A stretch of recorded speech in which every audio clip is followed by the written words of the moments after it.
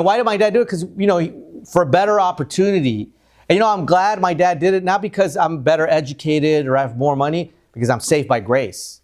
The greatest thing about the United States of America is that it's still one of the most Christian nations in the world, even with all the defilement and vile things that are happening in the world. You still can find the gospel more in America than most places in the world. My dad didn't know that was what was the greatest thing that I was going to gain. He thought I was going to become some multimillionaire mogul, but that's exactly what we gained. And I'm so glad for it. I'm grateful that my dad did that. But you know what my dad did? He's like, hey, we're in this country. This is their house. It's their rules. The way that my dad always explained it to me, he's like, this is my house and my rules. Because we weren't allowed to do anything in my dad's house without his permission. Like, my dad was tough. And, I still can envision, like, in my mind, he's always been this big, tough, burly, mean guy. He's always looked like kind of mean.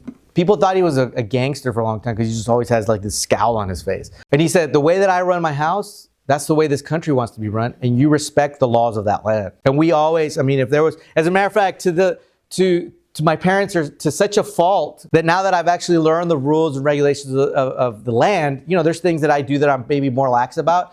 They're like, you shouldn't do that because, you could get in trouble. And I'm like, Mom, Dad, they're like, just don't do it. Don't mess around with that. Like, they don't like to mess around. If it's the law, you got to follow it. Period. So first of all, if you're here and you're legal, don't worry about it. And by the way, I looked it up from the Supreme Court. If you're here illegally, but you're serving, it's actually not against the law. What's against the law is when you're breaking the laws, right? Like, you come to this country and you're stealing and you're murdering and you're scamming the system. Well, that applies to us too. You know what? If I steal and if I murder and if I take advantage of the system,